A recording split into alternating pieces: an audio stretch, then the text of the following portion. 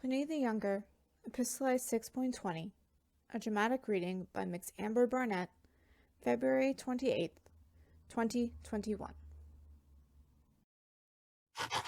To Tacitus.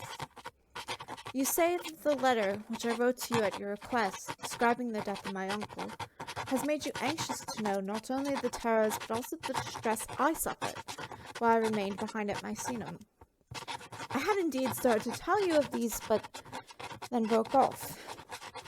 Well, though my mind shudders at the recollection, I will essay the task. After my uncle had set out, I employed the remainder of the time with my studies, for I had stayed behind for that very purpose. Afterwards, I had a bath, dined, and then took a brief and restless sleep. For many days previous, there had been slight shocks of earthquake, which were not particularly alarming because they are common enough in Campania, but on that night, the shocks were so intense that everything around us seemed not only to be disturbed, but to be tottering to its fall. My mother rushed into my bedchamber just as I myself was getting up in order to arouse her if she was still sleeping. We sat down in the courtyard of the house, which was of smallish size, lay between the sea and the buildings. I don't know whether my behavior should be called courageous or rash, for I was only in my 18th year, but I called for a volume of Titus Livius and read it, as though I were perfectly at my ease, and went on making my usual extracts. Then a friend of my uncle's, who had but a little time before come to join him from Spain, on seeing my mother and myself sitting there and me reading, upbraided her for her patience and me for my indifference. But I paid no heed and pored over my book. It was now the first hour of the day, but the light was still faint and weak. The buildings all around us were beginning to totter, and though we were in the open, the courtyard was so narrow that we were greatly afraid, and indeed sure of being overwhelmed by their fall. So that decided us to leave the town. We were followed by a distracted crowd, which, when in a panic, always prefers someone else's judgment to its own as the most prudent course to adopt, and when we set out, these people came crowding in masses upon us, and pressed and urged us forward. We came to a halt when we had passed beyond the buildings, and underwent their many wonderful experiences and terrors. For although the ground was perfectly level, the vehicles which we had ordered to be brought with us began to sway to and fro, and though they were wedged with stones, we could not keep them in their places. Moreover, we saw the sea drawn back upon itself, and as it were repelled by the quaking of the earth. The shore certainly was greatly widened, and many marine creatures were stranded on the dry sands. On the other side, the black, fearsome cloud of fiery vapor burst into long, twisting, zigzag flames, and gaped asunder, the flames resembling lightning flashes, only they were of greater size. Then indeed my uncle's Spanish friend exclaimed sharply, and with an air of command to my mother and me, "If your brother and your uncle is still alive, he will be anxious for you to save yourselves. If he is dead, I am sure he wished you to survive him. Come, why do you hesitate to quit this place?" We replied that we could not think of looking after our own safety while we were uncertain of his. He then waited no longer, but tore away as fast as he could and got clear of danger.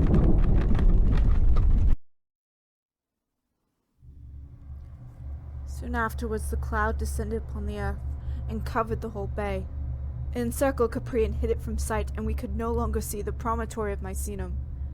Then my mother prayed, entreated, and commanded me to fly as best I could, saying that I was young and could escape, while she was old and infirm and would not fear to die if only she knew she had not been the cause of my death.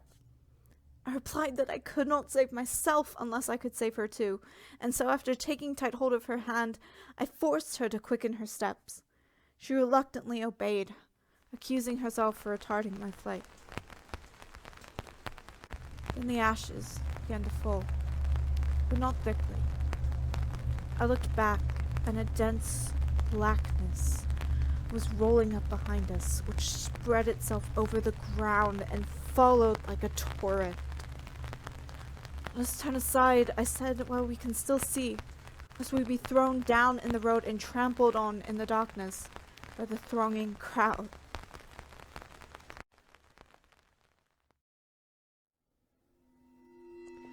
We were considering what to do, when the blackness of night overtook us. Not that of a moonless or cloudy night, but the blackness of pent-up places which never see the light.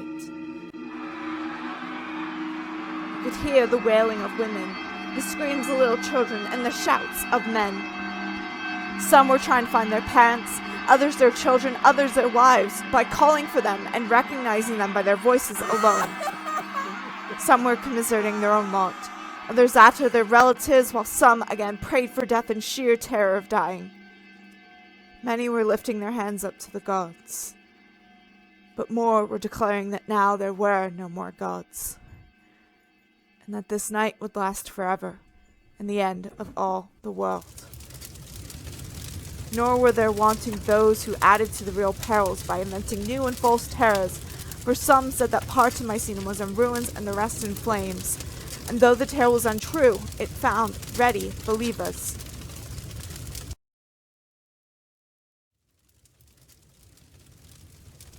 A gleam of light now appeared, which seemed to us not so much daylight as a token of the approaching fire. The latter remained at a distance, but the darkness came on again, and the ashes once more fell thickly and heavily.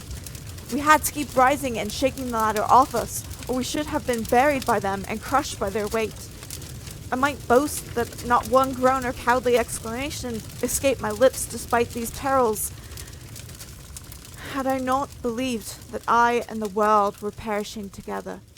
A miserable consolation indeed, yet one which a mortal creature finds very soothing.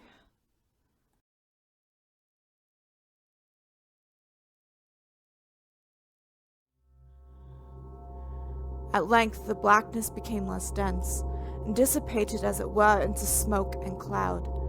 Then came the real light of day, and the sun shone out, but as blood red as it appears at its setting. Our still trembling eyes saw that everything had been transformed, and covered with a deep layer of ashes, like snow. Making our way back to Misenum, we refreshed our bodies as best we could, and passed an anxious, troubled night, hovering between hope and fear. But our fears were uppermost, for the shocks of earthquake still continued, and several persons, driven frantic by dreadful prophecies, made sport of their own calamities and those of others. For our own part, though we had already passed through perils and expected still more to come, we had no idea even then of leaving the town until we got news of my uncle. You will not read these details, which are not up to the dignity of history, as though you were about to incorporate them in your writings. And if they seem to you to be hardly worth made the subject of a letter, you must take the blame yourself, inasmuch as you insisted on having them. Farewell.